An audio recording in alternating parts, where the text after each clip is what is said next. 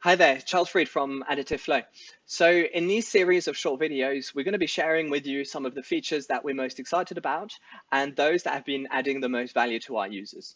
So on the screen here, you can see a component that we collaborated on with Zeiss, and the objective was to minimize the printing time and increase the thermal performance of the component. And the way we did that was by spatially varying the exposure parameters for laser powder bed fusion process and ensuring that the laser is only spending time in the areas that are critical for the thermal performance of the component. And the result of that was a 50% reduction in printing time and an increase in the thermal efficiency of the component.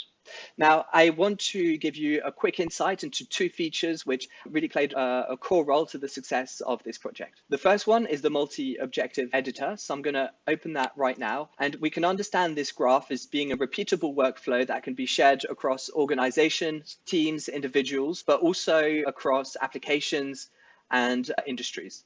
So for this application, I think there are really two main components. The first one here is the thermal compliance, which we're extracting from the thermal simulation module. And the other one is the production speed. And both of these are being joined using this max operator, which is then feeding into the objective and finally into the solver. But if I very quickly expand these drop downs, we can see that there's tons of different functionality to cater for different industries, applications. So I'm going to close this. And the second and final feature that I want to give you an insight on is the Solution Explorer. So we have 12 solutions here, which were generated by tweaking different parameters inside our graph, and they are being plotted using some data visualization tools that we've implemented. So here we are looking at a parallel coordinates chart, which ranks all of our solutions side by sides on multiple axes, which can be user defined here.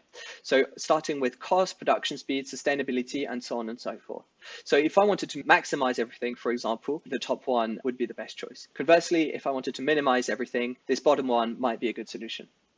And then I just want to finish by giving you an insight into this XY plot. So each dot here is a solution on the left, and on the X-axis, we have our independent variable, which is the production speed, and on the Y, we have our minimum temperature, which is the dependent variable. And so here we can see a nice linear relationship starting to form, which tells me that as I increase the production speed, I'm going to reduce my cost, but also reduce the thermal efficiency of the component. Again, here, minimum temperature is our proxy for performance. And I can cycle through these, and I can indeed see that as I move towards the right, we have more of the gray material, which in the legend here is displayed as the faster printing parameter. Anyway, I hope you found this walkthrough interesting and helpful, and please don't hesitate to reach out. Thank you.